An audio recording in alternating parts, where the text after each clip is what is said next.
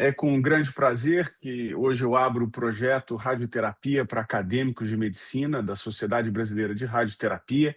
A radioterapia é uma especialidade médica essencial no tratamento do câncer, com papel cada vez mais relevante na oncologia moderna. Apesar da sua importância clínica e dos avanços tecnológicos constantes, essa é ainda um pouco conhecida para os acadêmicos de medicina durante a graduação. Isso já há bastante tempo, desde a minha graduação, e lá se vão mais de 30 anos. Muitas vezes a falta de contato com a prática da radioterapia e o desconhecimento da atuação dela contribuem que ela seja negligenciada como opção terapêutica, principalmente na carreira dos jovens e futuros médicos. Esse projeto tem como objetivo central ampliar o conhecimento dos estudantes de medicina sobre a radioterapia, tanto do ponto de vista técnico quanto profissional. Por meio de 4 aulas curtas e gravadas, abordaremos temas fundamentais sobre a especialidade, seu papel no tratamento oncológico e as rotinas da prática clínica, além dos caminhos para a residência médica. A proposta é oferecer uma visão clara e acessível, atrativa sobre a radioterapia, promovendo então a conscientização sobre a sua relevância e estimulando o interesse pela especialidade. Esperamos que ao final do curso os acadêmicos estejam preparados para considerar, quem sabe, a radioterapia como opção viável e gratificante na atuação médica. Então, esse aqui é o projeto, vamos ser 4 palestrantes. Eu vou falar sobre o papel da radioterapia como especialidade médica, o doutor Diego Rezende, como funciona a radioterapia, a doutora Nilciana Freitas, sobre o dia a dia do radio-oncologista, e a doutora Raquel Guimarães, sobre a residência médica em radioterapia. Então, vamos entrar logo no nosso assunto, né? Eu sou Arthur Ascioli Rosa, eu sou titular de radioterapia do Hospital Santa Isabel do Grupo Oncoclínicas, diretor de defesa profissional da Sociedade Brasileira de Radioterapia, já fui presidente, tive a honra de ser presidente e hoje sou embaixador da Sociedade Americana de Radioterapia para o Brasil. Então, o que é radioterapia? Bom, radioterapia é uma especialidade médica que utiliza as radiações ionizantes como forma de tratamento, né? Toda vez que a gente fala de radiação, né, a gente vai ter que entender que ela pode funcionar basicamente dentro hoje, na Associação Médica Brasileira das Especialidades Consolidadas, com uso terapêutico, né, para poder tratar de uma diversidade de condições clínicas, com uso diagnóstico, e hoje representado pelo Colégio Brasileiro de Radiologia, né? Então vamos lá desde as radiografias simples até as tomografias, ressonâncias, e também através da medicina nuclear, que é outra especialidade consolidada, representada na Associação Médica Brasileira pela Sociedade Brasileira de Medicina Nuclear, e de imagem molecular, que usa as fontes não seladas, né, de forma diagnóstica e, mais recentemente, com um crescente de indicações através do teranóstico, também como tratamento. Mas toda vez que a gente fala de radiação, né, a primeira coisa que vem na cabeça é a bomba atômica, né? Então, a bomba que caiu lá em 1945 no Japão, em 2 cidades, né, trouxe um desenvolvimento, inclusive, grande da radioterapia a partir do entendimento de alguns dos efeitos secundários da exposição de radiação. Agora a gente tem que pontuar que a radiação ela tem elementos positivos, extremamente positivos, numa razão de custo-efetividade. A nossa história começa em 1895, com a descoberta dos raios-x por esse cientista, Wilhelm Conrad Röntgen, que descobriu por acaso, né, uma energia desconhecida, por isso ele chamou de raio-x, né, e trazendo um elemento importante. A radioterapia está muito baseada já há mais de 100 anos em conhecimento e ciência, né? Tanto Röntgen quanto a Marie Curie receberam prêmios Nobel por descobertas relevantes para a sociedade mundial. Essa é uma figura histórica, a doutora Marie Sklodowska-Curie. Ela descobriu a radioatividade, ela isolou alguns elementos radioativos. Então eu convido a vocês, quem gosta de cinema, de ver o filme dela no Netflix. Acho que vale muito a pena o contexto das dificuldades da ciência naquela época. E ela desenvolveu também pesquisas com eletrônico com seu marido, o Pierre Curie. É a única mulher que ganhou 2 prêmios Nobel, né, de física em 1903 e de química em 1911, e morreu, infelizmente, por decorrência de exposição à radiação através da anemia plástica. Uma outra figura histórica, desculpe pela foto, mas não tinha câmera digital iPhone 17 na época, mas a gente tem o Emil Grube, que é um médico americano do Medical College of Chicago, que ele tem registro que ele tratou um tumor recorrente de mama 17 dias após a publicação de Röntgen. e a publicação formal só acabou acontecendo em 1901. Também teve diversos problemas de saúde na época, porque a gente tinha um entendimento do efeito biológico, principalmente mais superficial, mas não do entendimento dos efeitos adversos da radioterapia. Então, ele teve mais de 90 intervenções cirúrgicas, inclusive amputação do braço esquerdo, e morreu por carcinomas escamos celulares metastáticos. E, historicamente, a gente vê uma dinâmica muito interessante do uso da radiação naquele momento que a gente não tinha muito entendimento biológico, né? Uso de fios de rádio para tratar lesões superficiais como carcinoma basocelular. Essa segunda máquina aqui, em 1925, né, uma bomba de rádio com 13 fontes de radiação direcionadas para um foco central. Conceitos que a gente já usa, ainda usa hoje, mas obviamente com muito mais tecnologia. Esse senhor aqui que parece um Frankenstein, né, com isótopos radioativos presos numa máscara customizada, e aqui já o início do conceito. Deixa eu ver se eu consigo ligar aqui meu apontador laser, mas a gente já vendo o conceito de radioproteção, né? O técnico distante da fonte emissora de radiação, isso em 1934, em Londres, nos Estados Unidos.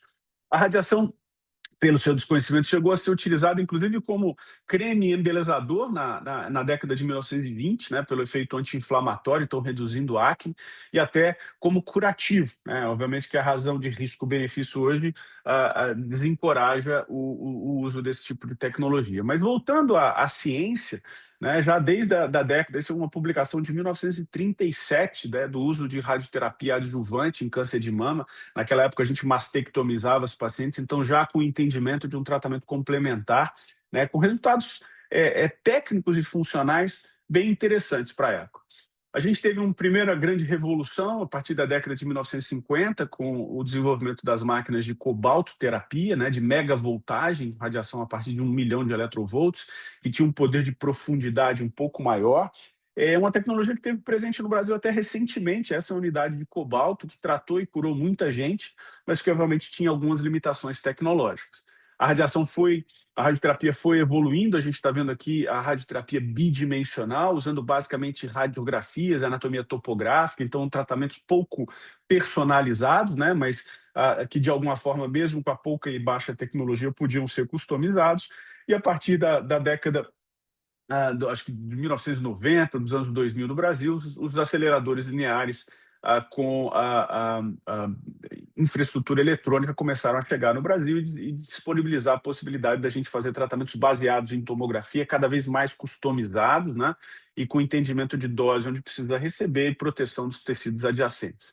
Na radioterapia contemporânea, hoje a gente então tem esses equipamentos de alta tecnologia, com imagem embarcada, podendo fazer tratamentos tridimensionais, né, atendendo à forma do volume, ou tratamentos com modulação do feixe, que além da forma do volume, a gente tem picos e vales de dose, conseguindo esculpir a dose e conseguindo um gradiente de dose muito interessante, o que permite a gente poupar tecidos sadios com muita tranquilidade. Então, dentre as indicações de radioterapia, a gente tem as doenças benignas e as doenças malignas. Obviamente que as doenças malignas são essencialmente a maioria das indicações. Eu posso dizer para os senhores que cerca de 60% dos casos, de todos os casos de câncer de tumores sólidos, em algum momento do seu tratamento, seja em condições condições radicais ou paliativas, vão usar a radiação, né? E toda desses 60% de indicação, né, de algum momento do seu tratamento, importante pontuar que em 75% dos casos a intenção do tratamento é curativa, seja ela feita de forma exclusiva, combinada, neoadjuvante ou adjuvante. E dentre as principais indicações, né, obviamente que a gente tem um tempo curto para poder falar especificamente de cada um, mas eu vou agrupar aqui que a gente trata basicamente o corpo todo, né? No sistema nervoso central, tumores primários benignos e malignos, metástases, malformações arteriovenosas e, mais recentemente, patologias funcionais, até Parkinson, né, até distúrbios do movimento estão sendo tratados com radiocirurgia ablativa. Nos cânceres de cabeça e pescoço, somos extremamente protagonistas, né? Tratamento de glândulas salivares, de laringe, de orofaringe, de cavidade oral, de pele, situações onde o uso da radiação permite tratamentos muito menos mórbidos, muito menos agressivos e extremamente efetivos, proporcionais em alguns contextos com a cirurgia. No tórax, nas mulheres, o câncer de mama, que talvez seja um dos tumores mais prevalentes aí do país, tumores de pulmão, linfomas, timomas, tumores de esôfago, né, que se confundem aí com os tumores do trato gastrointestinal alto, onde a gente trata estômago, trata pâncreas, trata fígado, com tratamentos primários ou metastáticos, um crescimento grande hoje, inclusive, de indicações de radioterapia como tratamento ponte para transplante em carcinoma hepatocelular. Então, a gente ainda ampliando o escopo das indicações de radioterapia, nos tumores urológicos, carcinomas de rim, carcinomas de bexiga, os tumores de ureter, e os tumores da pelve, né, desde próstata para os homens, como tumores ginecológicos de colo de útero, de endométrio, de vulva, de vagina, tumores retais, câncer de canal anal, seminomas, ou seja, uma diversidade grande de patologias, como eu disse, com a presença de radioterapia, muitas vezes em 75% das vezes com intenção radical. E ainda os tumores mesenquimais, os sarcomas, né, que podem se apresentar em diversas patologias, na cabeça e pescoço, no reto peritônio, em extremidades, onde a radioterapia também traz um elemento muito efetivo terapêutico nesse contexto. E aí, terminando aqui esses 10 minutinhos, né, que foi a proposta para a gente introduzir esse projeto, nosso amigo Albert Einstein pergunta, e aí, né? E aí eu digo para vocês que é uma especialidade médica centenária, baseada em ciência, né? É muito técnica, ela é protagonista no cenário oncológico e com diversas indicações também em condições benignas. Teve um desenvolvimento tecnológico absurdo nas últimas décadas e a gente ainda não consegue projetar para onde vai, porque com o desenvolvimento de inteligência artificial, com incorporação de imagem, é uma coisa cada vez mais customizada. E eu convido vocês, então, a conhecer mais detalhes nos módulos a seguir e vou compartilhar aqui com vocês um projeto que a sociedade fez no ano de 2020, que é o projeto RT 2030. Esse é o link para o QR Code para o relatório. Quem tiver interesse lá, são mais de 220 páginas com detalhes da radioterapia, da distribuição dos recursos humanos, dos contextos de indicação, tem um glossário, os principais landmarks da radioterapia nacional. Eu acho que, para as pessoas que se interessarem, é um repositório interessante, com informação de muita qualidade. Obrigado pela atenção e bom segmento aí nos próximos módulos. Grande abraço.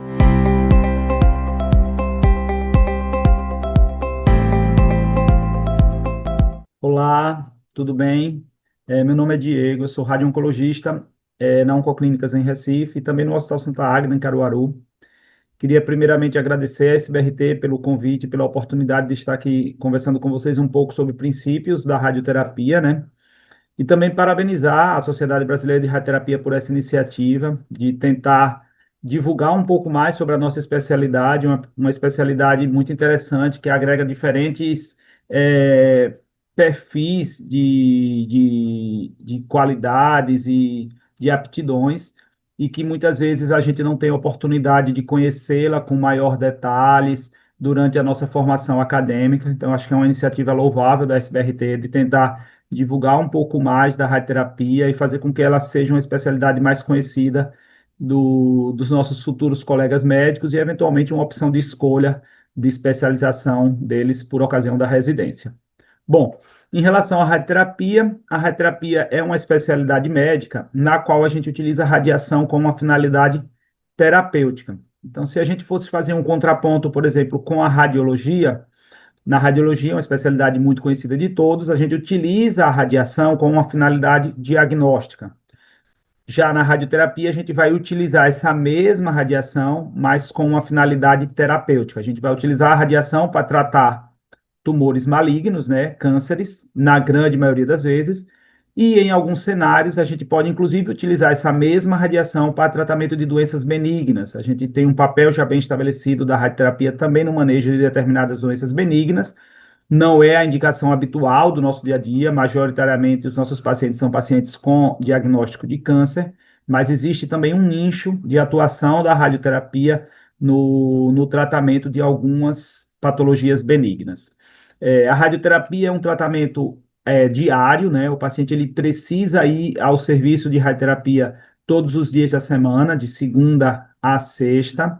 Habitualmente não se faz necessário que ele realize o tratamento em jejum, exceto em situações especiais e particulares, é que isso se faz necessário, mas de uma maneira geral o jejum ele não é necessário e ou obrigatório. As sessões habitualmente duram de 10 a 20 minutos, não são sessões muito demoradas. a depender da complexidade do tratamento, elas podem ter duração de 10 a 20 minutos, são sessões completamente indolores, se o paciente tem bom performance status e um grau de autonomia adequado, ele pode inclusive ir ao serviço de radioterapia sozinho, sem nenhum acompanhante, ir dirigindo, voltar dirigindo, ele não tem nenhum sintoma imediato por ocasião da realização do tratamento. E a duração desse tratamento é bastante variável, né? Existem tratamentos em dose única, tratamentos com duração de 3 a 5 aplicações, que dariam uma duração aí de no máximo uma semana de tratamento, até tratamentos um pouco mais prolongados, que duram de 3 até eventualmente 7 semanas. A radioterapia nas últimas décadas vem vivenciando um avanço tecnológico importante, com incorporação de diversas tecnologias, que tem possibilitado que esse tratamento se torne cada vez mais curto. Então, há uma tendência aí nos últimos anos, nas últimas décadas, de que os tratamentos de radioterapia sejam cada vez mais curtos e que o número de sessões necessárias para que o tratamento seja concluído seja cada vez menor. Então, essa é uma realidade em diversos tratamentos, como mama, próstata. Então, nos dias de hoje, a maioria dos nossos tratamentos são muito mais curtos do que eram no passado, graças à incorporação de tecnologias à radioterapia. Possivelmente nós vamos ter outras aulas que versem sobre os diferentes avanços tecnológicos vivenciados pela radioterapia nos últimos anos, e a gente vai ver como a radioterapia adquiriu precisão, e com essa maior precisão e exatidão na entrega da radiação ao volume desejado, a gente conseguiu também fazer com que os nossos tratamentos se tornassem mais curtos e, consequentemente, mais cômodos para os nossos pacientes, né? Bom, a ideia aqui é falar um pouco dos princípios da radioterapia em si. Então, existem alguns conceitos que são conceitos não tão afeitos à especialidade médica, mas que se fazem necessário trazer aqui. A ideia não é aprofundar muito sobre eles, mas a gente tem no nosso dia a dia diversos tipos de radiação, né? Aqui é o espectro da radiação. Então, você vê que a gente, no nosso dia a dia, tem contato com diversos tipos de radiação, como, por exemplo, as ondas de rádio, micro-ondas, a luz visível, mas todas essas radiações são radiações não ionizantes, elas não têm capacidade de interagir com o meio e gerar íons ao fazer essa interação com a matéria. Na radioterapia, não é esse o tipo de radiação que a gente vai utilizar. Na radioterapia, a gente vai utilizar as radiações ionizantes, fundamentalmente os raios-X e os raios gama, que, como o próprio nome diz, têm a capacidade de interagir com a matéria e gerar ionizações sobre o meio no qual elas interagem. Então, esses seriam os dois tipos de radiação que nós utilizaríamos na radioterapia, os raios-X e os raios gama. Os raios-X são produzidos por um aparelho que na radioterapia a gente chama de acelerador linear. Então, a grande maioria dos tratamentos de radioterapia hoje são feitos nesse equipamento, nessa máquina, que a gente chama de acelerador linear. Esse acelerador linear ele funciona na tomada, depois eu vou trazer uma foto aqui de um acelerador linear, ele funciona à base de energia elétrica, se não tem luz ele não vai funcionar, e ele tem um mecanismo no qual ele, por diferença de potencial elétrico, ele acelera elétrons. Esses elétrons adquirem uma energia cinética, né? Adquirem uma alta velocidade e eles colidem com um alvo. E ao colidirem com o alvo, essa energia cinética que os elétrons adquirem ao serem acelerados é transformada em raio-X. E esse raio-X é direcionado para uma área específica do corpo do nosso paciente, a partir de um planejamento prévio que é feito com a participação do médico e do físico médico ao longo de todo esse processo. Então, esse é o mecanismo pelo qual os raios-X são produzidos nesse equipamento que a gente chama de acelerador linear. Então, elétrons são acelerados, colidem com o alvo, e essa energia cinética que eles adquirem ao serem acelerados é transformada em raio-X. Já os raios gama, eles são utilizados nas unidades de cobalto. As unidades de cobalto ainda são utilizadas em algumas regiões do Brasil, mas cada vez mais elas têm entrado em desuso. E nas unidades de cobalto a gente tem um radioisótopo, né, o cobalto 60. Então existe uma pastilha, uma bomba de cobalto, é um radioisótopo, e esse radioisótopo, na busca de sua estabilidade, ele emite radiação. A radiação que ele emite são os raios gama. E esses raios gama são direcionados para uma área específica do corpo do paciente, com a mesma estratégia dos aceleradores lineares, mediante um planejamento previamente realizado com a participação do médico e do físico médico. A diferença aqui é que a radiação ela está sendo continuamente produzida. Então, essa fonte de radiação, que é essa pastilha, essa bomba de cobalto 60, ela precisa ficar recolhida numa área segura onde essa radiação seja blindada e contida. E somente nos momentos em que o tratamento é executado, essa bomba, essa pastilha de cobalto sai dessa área segura e vai para a área na qual a radiação vai ser direcionada ao paciente. No acelerador linear, não. A produção de radiação não é contínua e ela somente acontece mediante um comando que é dado pelo técnico fora da sala de tratamento, no momento em que somente o paciente se encontra dentro do local onde o tratamento efetivamente vai ser realizado. E como é que a radiação age no tecido? A ideia, como eu disse, não é aprofundar, mas basicamente, como eu disse, as radiações raio-x e raios gama, elas são radiações ionizantes, então elas produzem uma ionização no meio sobre o qual elas interagem. Então elas vão interagir com o meio e ao interagirem com o meio, elas vão produzir uma partícula carregada, uma partícula que possui carga, que no caso dos raios-x e dos raios gama, são os elétrons. Então os raios-x e os raios gama, ao serem direcionados para uma área específica do nosso corpo, interagem com a matéria e produzem elétrons. E esses elétrons, em última instância, vão lesar o DNA da célula. Então, esse é o mecanismo de ação da radioterapia. Ela vai lesar o DNA da célula para a qual a radiação está sendo direcionada. Essa lesão pode ser por ação direta, o próprio elétron lesa o DNA, ou pode ser por ação indireta. O elétron interage com a molécula de água, produz um radical hidroxila, e esse radical hidroxila, OH-, lesa o DNA. Seja por ação direta do próprio elétron, seja por ação indireta a partir de um radical hidroxila, o resultado final é a lesão ao DNA. Então, o mecanismo de ação da radioterapia, de forma sucinta, ele envolve, primeiro, um evento físico, no qual um fóton incidente, uma radiação, interage com o meio e produz um elétron rápido. Esse é um evento extremamente curto, cuja ordem de tempo para sua ocorrência é de 10 a menos 15 segundos. Depois nós temos um evento químico, que é esse elétron rápido interagir com a molécula de água, produzir um radical hidroxilo OH-, que lesa o DNA, que provoca uma quebra de ligações químicas, lesando o DNA da célula. Esse é um evento químico também muito rápido, mas cuja magnitude de tempo já é um pouco maior do que o evento físico inicialmente descrito. E, por fim, a gente vai ter um evento biológico, que é a consequência advinda do dano ao DNA, que pode levar horas, dias, meses ou até mesmo anos para se manifestar, e que, em última instância, seria a morte celular, ou a incapacidade daquela célula de se reproduzir e gerar novos clones a partir da mesma. Como a gente mensura a radiação, a gente tem uma unidade de grandeza na radioterapia, que é o Gray, que é uma unidade de energia por unidade de massa, é o Joule por quilo. Um Gray equivale a 100 centigrays, seria uma proporção de 1 metro para 1 centímetro, e essa é a unidade de grandeza que a gente utiliza na radioterapia. Então, quando você recebe um relatório da radioterapia, o médico vai dizer quantos Grays ele entregou, em quantas sessões de radioterapia, durante um intervalo de tempo também, que vai ser descrito nesse relatório. Bom, esses são os princípios gerais. Eu queria aqui apresentar agora os nomes que a gente utiliza na radioterapia. A gente tem basicamente duas modalidades de radioterapia, a teleterapia e a braquiterapia. Esse nome vem do latim. Então, tele significa distante. Então, o termo teleterapia ou radioterapia externa a gente utiliza quando a fonte de radiação ela está distante do alvo a ser tratado. E o distante para a gente seria uma distância superior a 20 centímetros. Então, toda vez que a fonte de radiação está distante do alvo, está a mais de 20 centímetros do alvo a ser tratado, a gente vai denominar aquele tratamento de radioterapia externa ou teleterapia. E esse tratamento é feito, como eu disse, por aqueles dois equipamentos, a unidade de cobalto ou o acelerador linear. Aqui uma foto da unidade de cobalto. Como eu disse, as unidades de cobalto são cada vez mais raras no mundo e também no Brasil. Elas estão aos poucos sendo desativadas, né? Mas essa é a unidade de cobalto que tinha na época que eu fiz residência no Instituto Nacional do Câncer, no INCA. Então, essa é a estrutura geral. Você vai ver que no acelerador linear essa estrutura geral é mais ou menos mantida, porém, a gente já tem um equipamento mais moderno e visualmente também muito mais atraente, digamos assim, muito mais amigável para o paciente.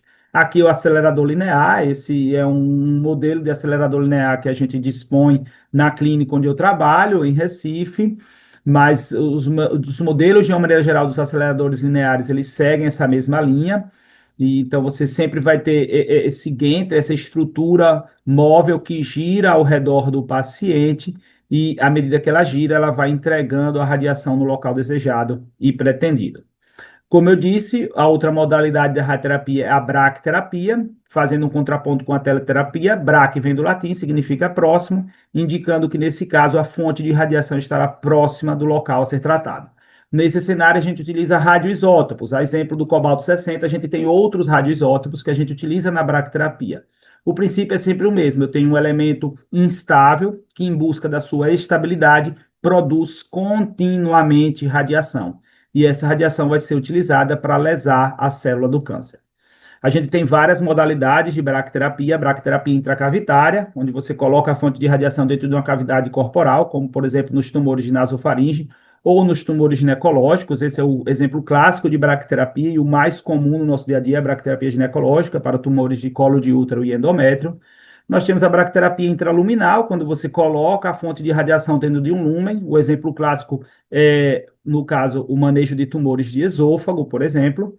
A braquiterapia intersticial, quando a fonte de radiação é colocada entremeada ao tumor, entremeada ao leito cirúrgico, por exemplo, num sarcoma de membros, ou mesmo num tumor de mama, ou, por exemplo, num tratamento intersticial com braquiterapia para próstata. E nós temos a braquiterapia de contato, onde você faz um molde, você coloca a fonte de radiação nesse molde e esse molde é colocado em contato com a região a ser tratada. É uma modalidade muito elegante e eventualmente útil para tumores superficiais, como, por exemplo, tumores de pele. Essas são as diferentes modalidades da braquiterapia. É importante entender que a aplicabilidade de cada uma dessas modalidades é variável, a depender do cenário no qual o paciente está inserido, e essas modalidades elas se complementam, tanto a tele quanto a braquiterapia, elas se complementam a caso, e cada uma tem as suas indicações bem estabelecidas dentro da literatura. Bom, basicamente era isso que eu queria trazer para vocês. Essa é uma visão inicial da radioterapia para ter uma ideia geral da especialidade do que nós fazemos. Haverão outras aulas que vão trazer detalhes mais aprofundados de todo esse passo a passo para que o tratamento seja entregue com segurança ao nosso paciente. Eu estou à disposição para qualquer dúvida. A SBRT tem meu contato aí e seria um prazer tirar qualquer dúvida que porventura venha a surgir. A ideia é falar um pouco mais sobre a nossa especialidade e trazer colegas que estejam interessados em eventualmente segui-la ao longo de sua carreira médica. Um abraço e obrigado mais uma vez à SBRT pelo convite.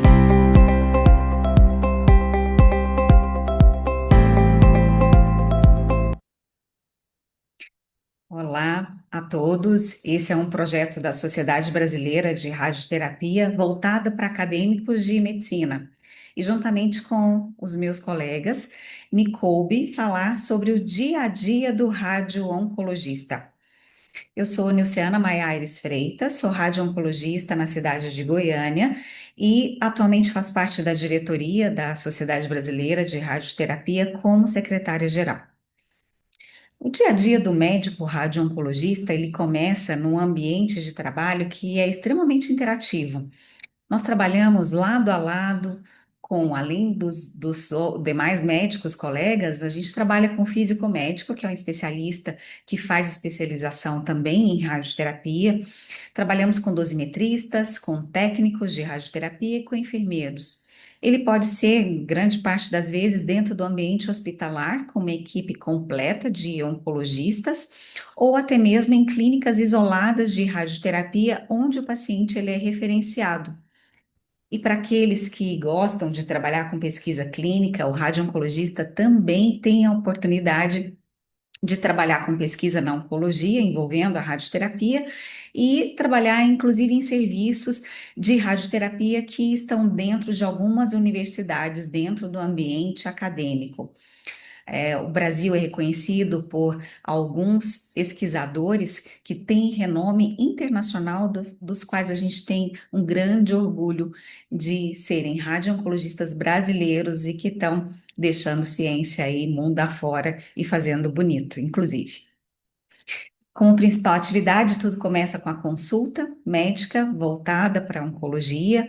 A gente define o planejamento do tratamento que esse paciente vai receber por meio de imagens, define a dose de prescrição de radiação que esse paciente receberá, e nós vamos acompanhá-lo durante diariamente ou semanalmente em consultas ao longo do tratamento que esse paciente estiver realizando. A radioterapia também é voltada bastante para cuidados paliativos, em que nos cabe diminuir a dor do paciente, diminuir possibilidade de sangramentos também, e existem algumas intercorrências ao longo do tratamento que também são avaliadas e cabe o papel do médico radio-oncologista atuar na decisão e no tratamento dos sintomas envolvidos. E esse segmento, ele acontece não só durante o tratamento do paciente, como também ele acontece após o término do paciente, em que nós vamos avaliar o controle tumoral, o quão de resultado nós tivemos depois que esse paciente foi submetido à radioterapia. A primeira etapa, então, envolvendo o trabalho do radio-oncologista, é a própria consulta médica. Nele, é importante nós avaliarmos clinicamente o paciente, definir se esse tumor está localizado, se ele tem metástases para linfonodos regionais ou se mesmo existem metástases à distância. E nessa definição de qual estadiamento oncológico o paciente se enquadra, nós vamos indicar ou não se esse paciente é candidato a fazer o tratamento de radioterapia. Ele sendo candidato, nós vamos explicar o objetivo do tratamento, vamos falar um pouquinho sobre efeitos colaterais, o manejo, os cuidados que o paciente tem que ter durante o tratamento da radioterapia e sobre a durabilidade que esse tratamento de radioterapia em questão o paciente vai receber. Com isso, nós definimos qual que é a dose de prescrição em GRACE que o paciente receberá diariamente e vamos começar solicitando a tomografia. A tomografia ela é necessária para o cálculo de dose dentro do planejamento do tratamento de radioterapia. E muitas vezes nós precisamos solicitar exames complementares, como ressonância e o próprio PET oncológico, na definição tanto da localização da lesão, quanto também para termos segurança no manejo dos órgãos adjacentes normais ao planejamento do tratamento oncológico. Nós fazemos parte de tumor boards, são tumor boards onde existe uma interação disciplinar envolvendo o cirurgião oncológico, o oncologista clínico e, inclusive, enfermeiros, nutricionistas, em que a tomada de decisão no manejo individualizado desse paciente, ele é dividida num contexto multidisciplinar.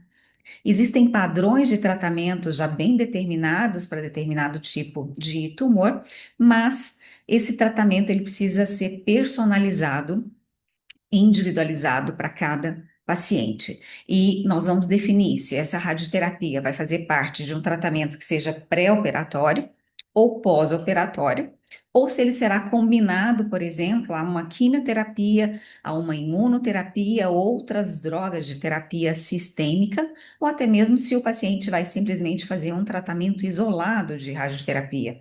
E essa definição do tratamento é individualizado caso a caso, mediante o contexto clínico de cada paciente, da localização do tumor, do estadiamento oncológico, sem esquecer o ambiente social e familiar também, onde esse paciente está inserido. A segunda etapa da nossa rotina é levar esse paciente para fazer uma tomografia de planejamento. Nessa tomografia, o médico radio-oncologista vai definir se esse paciente vai precisar usar algum acessório imobilizador que possa auxiliar na reprodução diária do paciente no aparelho da radioterapia, durante todas as sessões que o paciente fará. Para tumores cerebrais ou tumores de cabeça e pescoço, muitas vezes se faz necessário usar uma máscara termoplástica que ele é colocada no paciente, tanto para fazer essa tomografia, quanto dentro do aparelho de radioterapia, para reproduzir o tratamento diariamente do paciente. E para se tornar uma posição mais confortável, principalmente que a gente trata muitos idosos, pacientes que estão com dor, os acessórios que garantam conforto e reprodutibilidade também são muito importantes, como suporte de joelho, o suporte para a cabeça e até mesmo retratores de ombros, para pacientes que farão tratamento de tumores de cabeça e pescoço. Depois de definido, né, os acessórios, a tomografia, como a gente disse, ela é fundamental. O nosso tratamento, ele não existe se não for feita uma tomografia dedicada com todos os acessórios necessários para a reprodução diária desse paciente. E essa tomografia é quem vai definir a dose que o paciente vai receber sobre aquele volume alvo tumoral em que nós pretendemos atingir. E quando o paciente faz a tomografia, nós adquirimos a imagem de tomografia para o sistema de planejamento e associamos algumas imagens como ressonância, como o PET, e a ressonância ela é fundamental, principalmente nos tumores cerebrais, em que a gente consegue definir uma localização melhor do tumor, um delineamento mais exato daquela lesão cerebral e também conseguimos auxílio no delineamento das estruturas normais. E por que as estruturas normais são importantes? Porque as estruturas normais adjacentes ao tumor, eles também podem receber um pouco de dose de radiação. E é fundamental que a gente consiga otimizar o tratamento do paciente para o volume tumoral específico, diminuindo a dose que recebe os órgãos que envolvem o tumor, os órgãos normais. Passado o delineamento dos órgãos normais, nós vamos partir para o delineamento do volume tumoral. E esse volume tumoral, ele pode ser macroscópico e visível no exame de tomografia, ou com auxílio de tomografia ou do PET, e o radio-oncologista, depois de visto esse volume grosseiro, determina quais são as vias de risco que esse tumor pode atingir células microscópicas em torno desse tumor, que se tornando áreas de risco, a gente vai dar uma margem que nós chamamos de PTV para reprodução diária do paciente no tratamento da radioterapia. Com isso tudo, nós temos um volume tratado, que é esse aqui em vermelho, e o volume de radiação.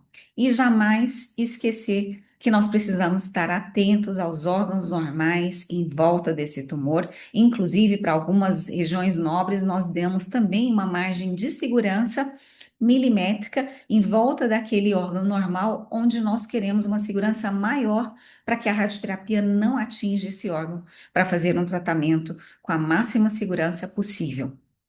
Quando a gente faz todo o delineamento de órgãos de riscos e do volume tumoral, nós entregamos esse delineamento para o físico médico. E aqui eu faço um agradecimento especial para toda a equipe médica de físicos médicos que trabalham comigo e que me auxiliaram aqui nessa aula de hoje. E o físico, ele vai determinar qual é a melhor maneira da entrega de dose da irradiação sobre aquele tumor, sempre tomando cuidado com a dose e volume que cada órgão normal recebe, e nós temos uma tabela de restrição de dose que nos dá a segurança de qual a dose máxima permitida para aquele determinado volume de tecido normal que está recebendo a dose de radiação em volta do volume tumoral em que nós pretendemos atingir. Depois que o físico faz o planejamento, então volta novamente para o médico radio-oncologista, onde nós vamos aprovar esse planejamento do físico.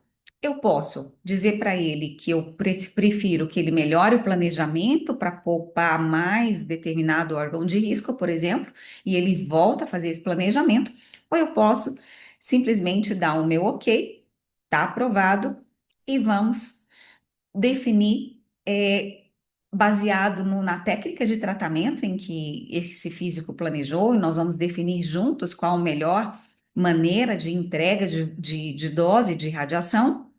Existem diferentes técnicas de tratamento, como aqui é um exemplo de tumor de colo de útero, em que nós pretendemos tratar a drenagem linfonodal de risco para esse tumor, e o planejamento de radioterapia 3D, observem que todo o volume e distribuição de dose ele é homogênea, pegando inclusive tecidos normais que eu não pretendo atingir, como o reto e as alças intestinais.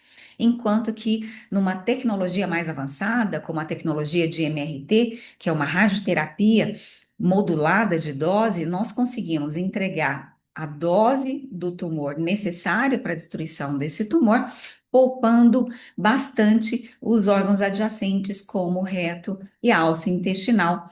E aqui eu vou aprovar esse planejamento, que ele ficou mais conformado e protegendo mais tecidos normais, e vamos passar, então, para aprovação do caso e convocar o paciente para o primeiro dia do seu tratamento. No primeiro dia desse paciente, na máquina de radioterapia, mais uma vez nós trabalhamos de maneira multidisciplinar. O técnico de radioterapia é responsável de fazer a leitura de todo o posicionamento que o paciente fez quando ele fez a tomografia de planejamento, é conferido também pelo físico médico, e nós médicos estamos acompanhando todo esse processo do primeiro dia em cada início do paciente dentro do aparelho da radioterapia. Quando o paciente faz, no primeiro dia do tratamento, cabe ao médico radio-oncologista, mais uma vez, verificar se a imagem oferecida pelo aparelho de radioterapia, ele está de acordo ou não com o planejamento da tomografia que nós fizemos. Então, o médico radio-oncologista vai dizer se aquela localização em que foi definida no planejamento está adequada, para só então eu dar o meu ok para o paciente começar a fazer então o seu tratamento da radioterapia. São alguns poucos minutos que o paciente fica dentro do acelerador linear, toda uma equipe multiprofissional está do lado de fora ali da máquina, observando o tratamento, vendo a segurança desse planejamento e conferindo as várias imagens que são feitas durante a etapa de cada imagem adquirida no início do primeiro dia do tratamento do paciente dentro da máquina de radioterapia. Logo depois o paciente é liberado para o convívio familiar e social. O tratamento ele costuma ser em caráter ambulatorial. Então, montando um fluxograma bem rapidinho sobre o dia a dia do médico radio-oncologista. Ele começa com a consulta médica, seguida pela determinação de uma simulação baseada em tomografia, que é feita para o planejamento, com aquisição de acessórios necessários para a imobilização e para dar um conforto de reprodutibilidade para o paciente que vai receber o tratamento diariamente. Depois passamos para a etapa do delineamento dos órgãos normais, seguido pelo delineamento do tumor em si e da área definida como área de risco em que eu pretendo tratar. Eu entrego esse delineamento para o físico médico e ele faz o planejamento e é checado por um outro físico médico que também vai dar o acordo dele antes de chegar para mim aprovar esse planejamento. Se eu digo que esse planejamento está aprovado, aí sim o paciente será convocado para o início do seu tratamento. Ao longo da etapa do tratamento do paciente, esse paciente passa em revisões conosco. Revisões ao longo de todo o tratamento, costumam ser revisões semanais, ou até mesmo revisões e consultas após o término do tratamento. É fundamental que nós façamos uma orientação adequada quanto às medidas de prevenção do local que aquela região do corpo vai receber radiação e o que o paciente pode ou não fazer que vai ajudar a reduzir os efeitos colaterais. E todo esse manejo de toxicidade inerente ao tratamento da radioterapia também é uma função do médico radio-oncologista. E melhor ainda quando ele termina o tratamento e vem na sua consulta de retorno, onde nós vemos completo restabelecimento daquele tumor, um resultado bastante significativo com redução do tumor e esse paciente voltando a ter a sua vida normal. E isso é a maior alegria que nós temos depois do tratamento de cada paciente. E com tudo isso, eu agradeço a atenção de todos vocês, espero ter contribuído com um pouquinho de conhecimento sobre o dia a dia do médico radio-oncologista, para vocês que são acadêmicos de medicina, e dizer que nós somos apaixonados pelo que a gente faz, é uma especialidade muito interativa, que envolve o convívio multidisciplinar em todos os momentos, em todas as etapas do tratamento do paciente oncológico, e eu coloco aqui o meu contato e me coloco à disposição para qualquer dúvidas que vocês tiverem. Muito obrigada pela atenção.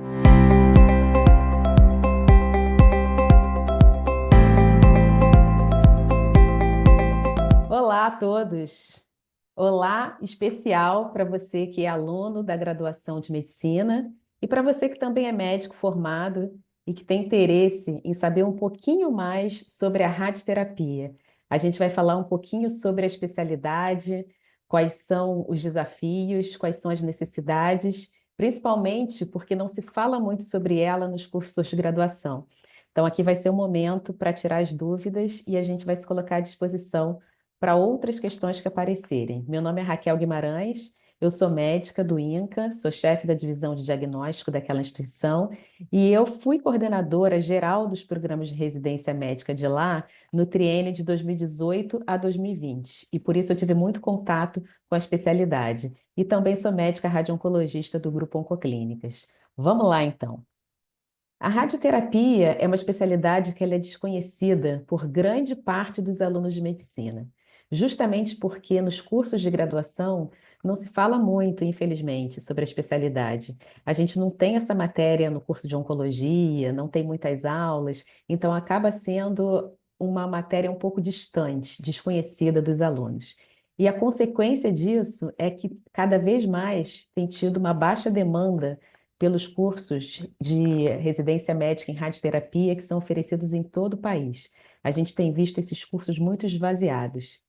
Um projeto da Brasileira de Radioterapia viu que o número de vagas de residência e o percentual de ocupação tem diminuído gradativamente.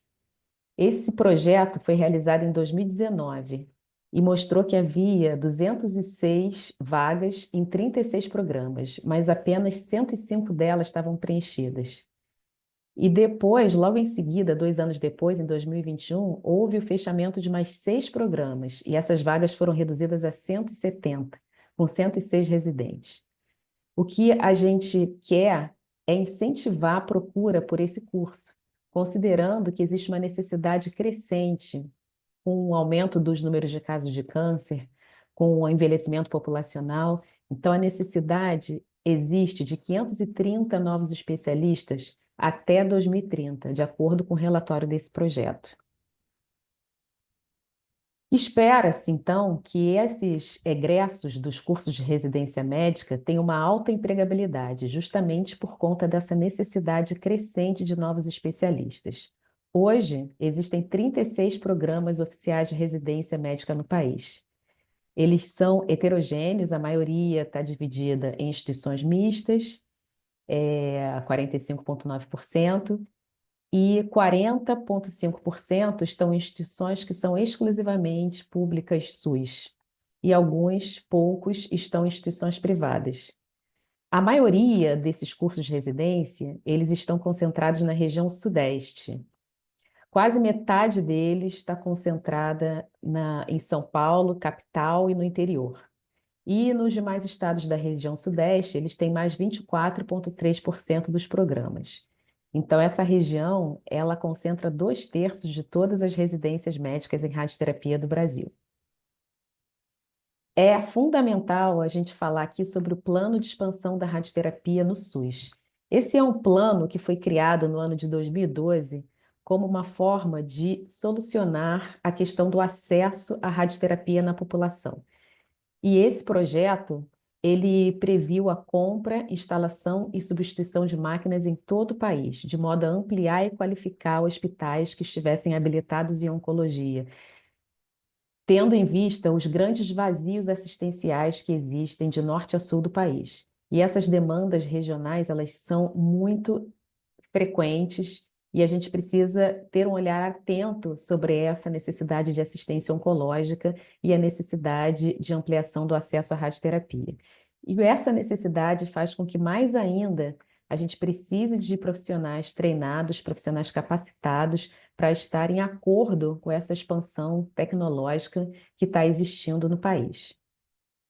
Como toda e qualquer residência, falando um pouquinho agora sobre a residência de radioterapia, existe uma matriz de competências que é feita pelo MEC e pela Comissão Nacional de Residência Médica, e essa matriz de competências em radioterapia, ela também teve a participação ativa da Sociedade Brasileira de Radioterapia.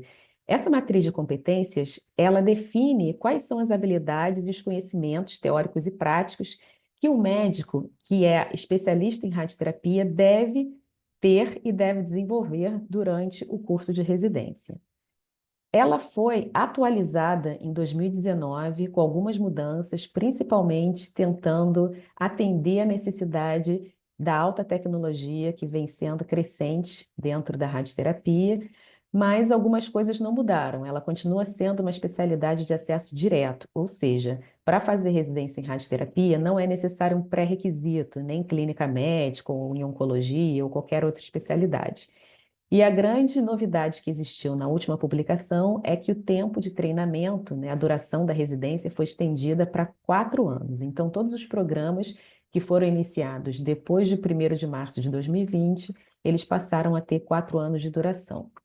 E dentro dessa matriz de competências, a gente define quais são as habilidades, quais são os conhecimentos de forma progressiva que o residente deve ter ao longo desses 4 anos. Então, no primeiro ano de residência, ele começa a ter contato com as neoplasias, começa a conhecer a história natural, o quadro clínico, os fatores prognósticos, consegue realizar exames de estadiamento, saber quais são os exames necessários, como se faz uma anamnese, atende também urgências e emergências, e as aulas elas acontecem todos os anos, principalmente com conhecimentos em física e radiobiologia. No R2, se espera que esse residente em treinamento consiga ter uma habilidade maior para orientar pacientes, familiares, consiga indicar com mais propriedade quando que se faz uma radioterapia, dose, fracionamento, possa fazer planejamentos mais simples e bracterapia de menor complexidade.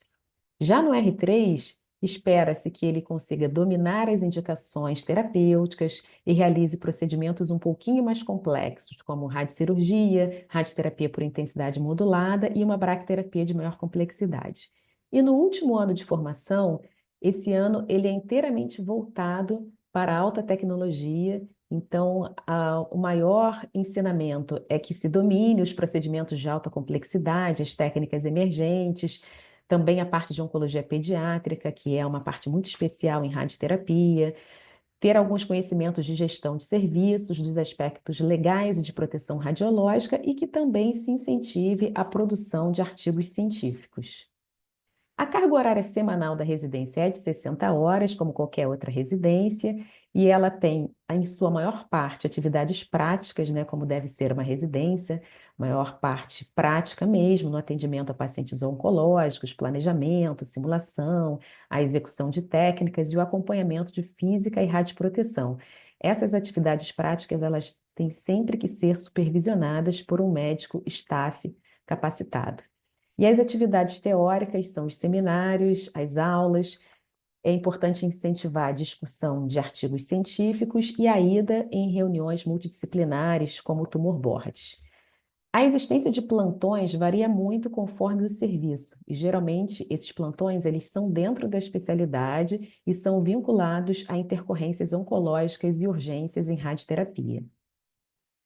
É um curso extenso, como já foi falado, um curso de 4 anos, então a carga horária é longa, e nesses 4 anos a gente incentiva que o aluno faça rotações em outros serviços, em outras especialidades, principalmente oncologia clínica, oncologia cirúrgica, cuidados paliativos, na física médica e também na radiologia. Essa carga horária, ela é padrão, ela é padronizada pela Comissão Nacional de Residência Médica e existe um recredenciamento que é feito a cada 3 anos, onde um grupo de especialistas dentro das comissões de residência médica avaliam se todos esses requisitos estão sendo cumpridos.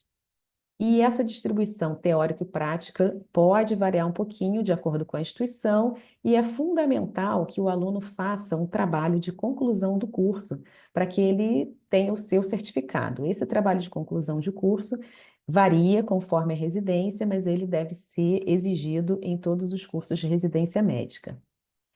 Como qualquer residência, existem algumas facilidades, sempre vai haver uma bolsa de residência e o valor dessa bolsa é estipulado pelo MEC.